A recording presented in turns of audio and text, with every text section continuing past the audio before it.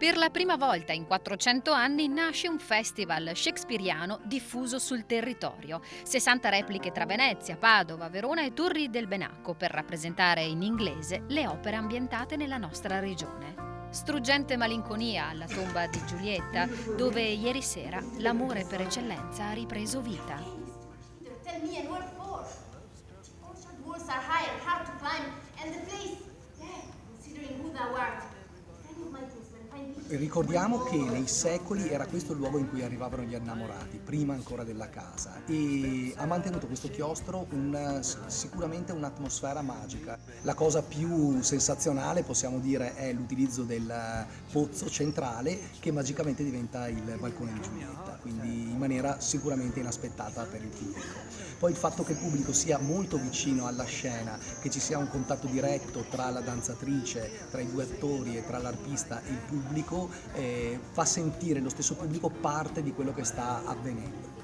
Uno spettacolo che racchiude in sé musica, danza, teatro per raccontare Giulietta e Romeo come mai prima d'ora.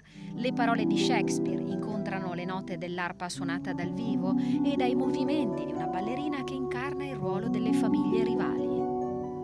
Alle mie spalle c'è il quinto protagonista, è un'arpa straordinaria utilizzata da Diane Peters, musicista e creatrice di musica, mi piace usare questo termine, le musiche sono musiche originali che ha creato appositamente per questo spettacolo. Riesce a entrare proprio con dolcezza dentro la storia e diventare protagonista semplicemente con il suono che poi pervade tutto quanto il chiostro. In scena anima e cuore, odio e amarezza, festa e lutto, duelli e rivalità, nella bella Verona che di sangue fraterno mani fraterne copre.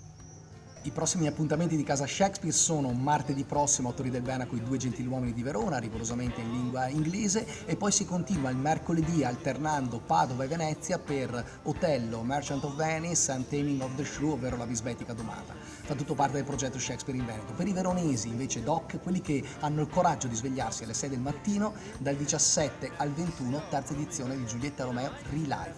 Tutto lo trovate su casashakespeare.it. Let lips do what hands can. They pray.